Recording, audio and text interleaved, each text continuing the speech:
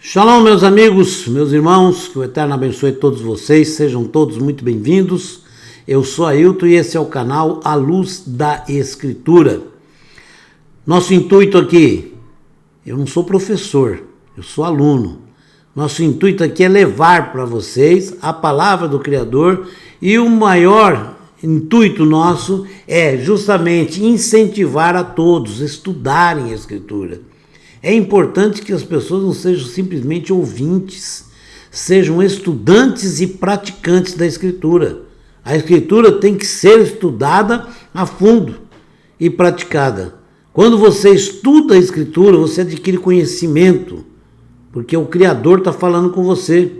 E você, com conhecimento, não vai cair nas falácias de muita gente aí que nem crê em Deus, muitos criam religiões apenas para angariar muitos membros e ganhar dinheiro. Infelizmente, tem muitos aí que são assim. Infelizmente, né? Não tem temor. Aquele que tem temor do Eterno, ele não tem coragem de fazer esse tipo de coisa, né? Então, é bom que você conheça a fundo. O meu povo perece por falta de conhecimento. Está na Escritura. Então, o Eterno já está avisando que se você não tiver conhecimento, você perece. Você fica vulnerável na mão dos espertalhões, dos especialistas, né? O chamado 171, né? Entendeu? Livro de Jeremias, capítulo 49. Nós vamos ver aqui o quanto é importante você não só se achegar ao Criador, mas se manter firme com Ele. Por quê? Porque não existe meio termo. Não existe o em cima do muro. Essa conversa falar, fulano está em cima do muro, não existe. Ou você está com o Eterno, ou você está sem o Eterno. Se você estiver com o Eterno, você tem as promessas do Criador. Tudo que a palavra nos promete está ali, você está enquadrado. Mas se você não estiver com o Eterno, automaticamente você está sem o Eterno. Então, aquele que não tem o Criador, ele tem também, dentro da palavra, a sua recompensa. Não tem meio termo, tá? Se alguém falar que isso aí existe um meio termo, não existe meio termo. Não existe mais ou menos casado, né? Como diz, não existe nada mais ou menos, é ali, é absoluto.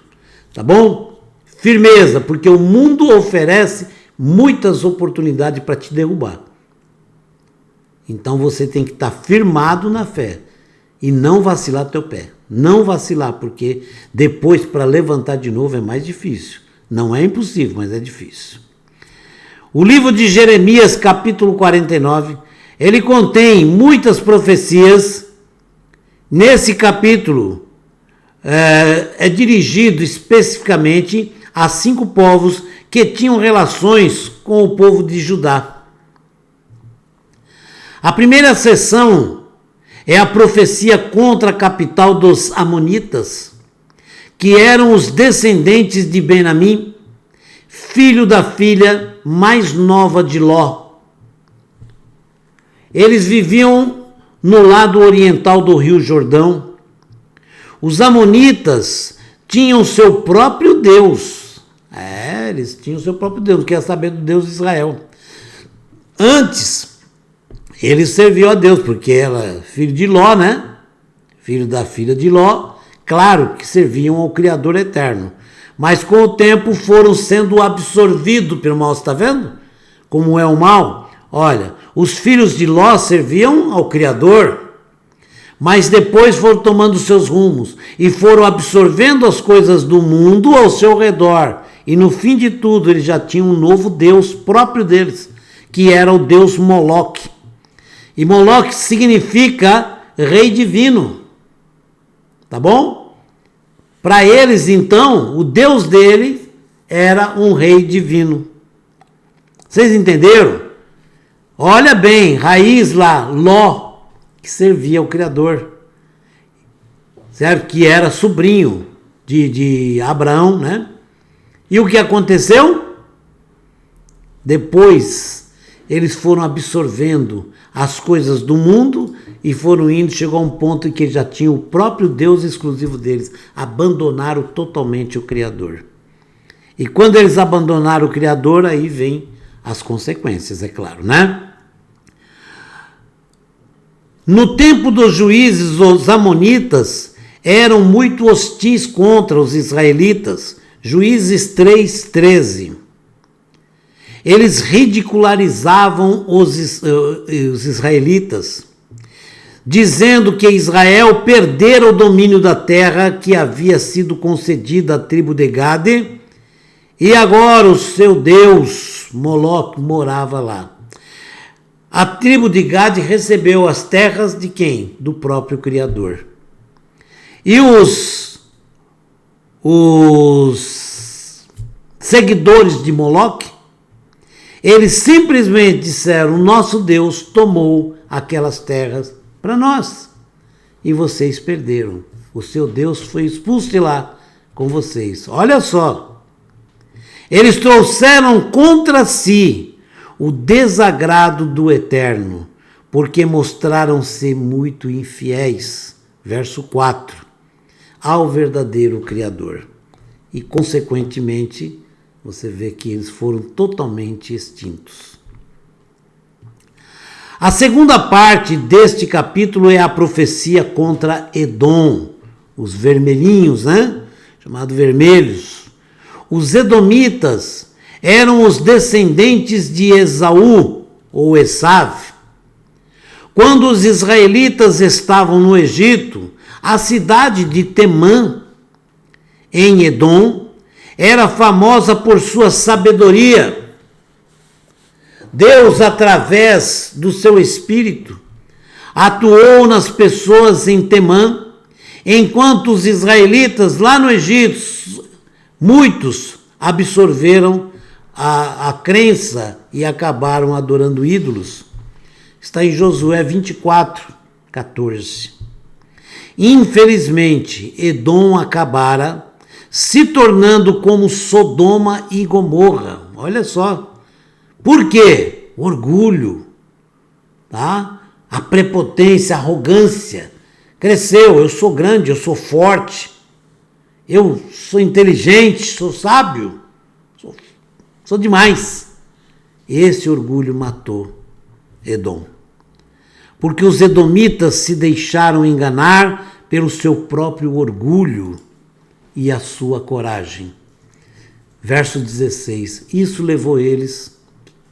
O homem, quando põe excessivamente a confiança em si próprio, no seu poder, no seu conhecimento, então esse homem ele já tem uma grande tendência para acabar-se.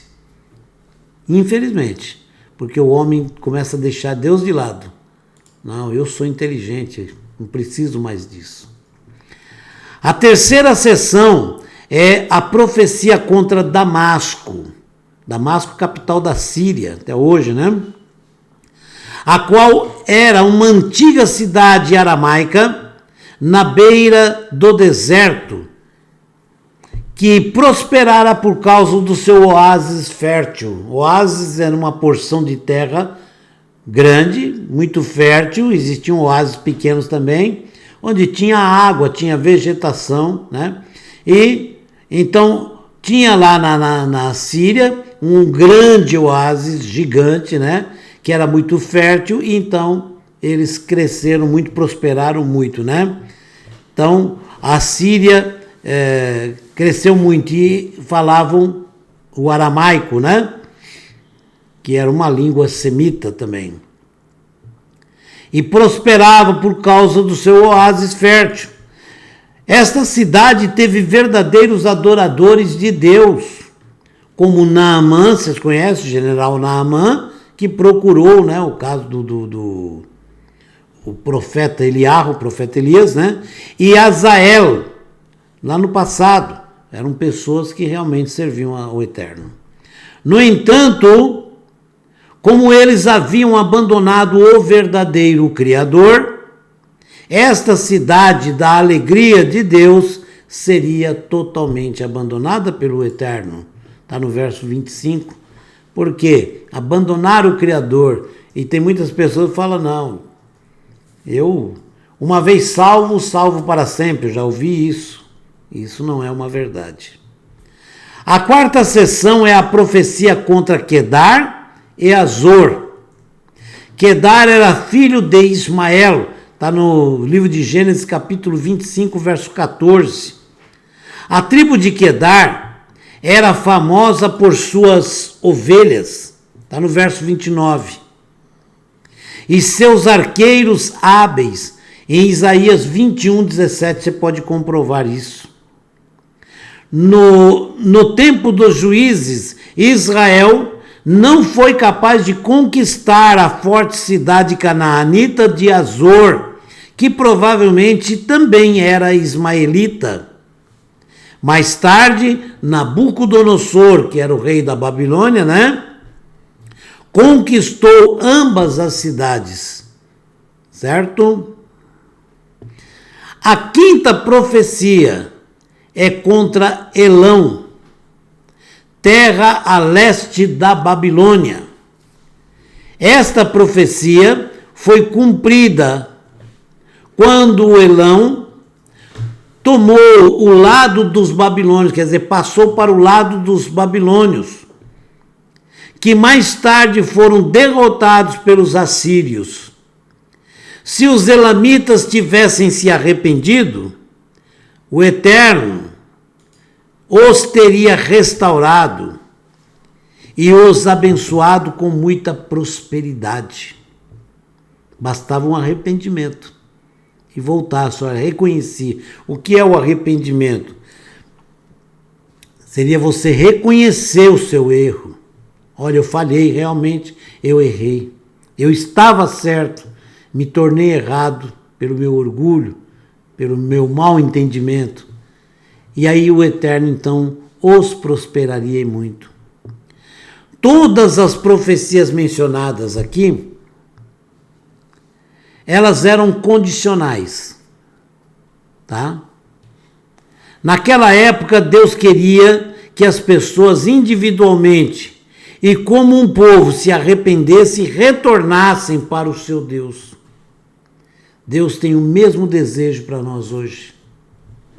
O que o Criador quer com você? De todos nós, que nós nos aproximemos dele. A Escritura diz: achegai-vos a mim e eu me achegarei a vós. Então, é importante que você se achegue ao Criador. Para você se achegar ao Criador, existem regras. Primeiro, é você crer que ele existe e que ele realmente ouve e atende todas as orações, todos os clamores. Segundo, é necessário que você obedeça todas as regras que o Criador nos dá através da sua palavra. Existe regra, porque a Escritura Sagrada, na verdade, é uma regra de vida. Aqui o Criador nos ensina a ter um comportamento social e espiritual equilibrado. Então o Eterno quer que nós sigamos a sua Escritura, que nós oremos constantemente. O que significa orar? É você falar com o Criador. E que nós estudemos constantemente a sua Escritura. O que é que significa estudar a Escritura? É Deus falar conosco. Quando você ora, é você quem está falando com o Eterno. Quando você estuda a Escritura, é o Eterno falando com você. Porque a Escritura é a palavra, chamada palavra de Deus, Então é importante o quê? Que você se firme na palavra, se mantenha alicerçado na palavra e tomar cuidado para não cair. Aquele que estiver em pé, olha, cuidado para que não caia. Por quê? Porque depois que leva um tombo para levantar, é mais difícil. Então temos que nos apegar firmes na palavra do Criador, não vacilar o nosso pé de forma alguma. Não existe o meio termo em cima do muro, não. Quando você está com o Criador, você está com o pé na eternidade, vamos dizer assim, Mas se você se afastar do Criador, não tem como ficar no meio do caminho. Perto do Criador está no caminho da salvação. Se afastando do Criador é o caminho da perdição. Como diz a Escritura, entrai pela porta estreita, porque largo e espaçoso é o caminho que leva à perdição. Apertado e difícil de andar o caminho que leva à salvação. Não fala de um caminho do meio. Não existe.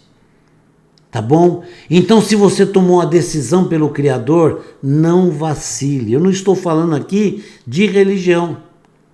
Se você tomou a decisão em ser servo do Criador, mantenha-se firme. E toda a sua vida, todas as suas decisões têm que ser baseadas na Escritura. Em tudo. No trabalho, no estudo, no casamento, no dia a dia. Nós temos que ter o Criador sempre à nossa frente. E a sua palavra tem que ser a nossa regra de vida. Não pode vacilar, de jeito algum. Que o Eterno te abençoe e te guarde. Conceda muita paz, alegria a toda a sua casa e todos nós, né? E que traga paz ao mundo e ao nosso Brasil. Está precisando muito. Shalom, um forte abraço, até o próximo vídeo.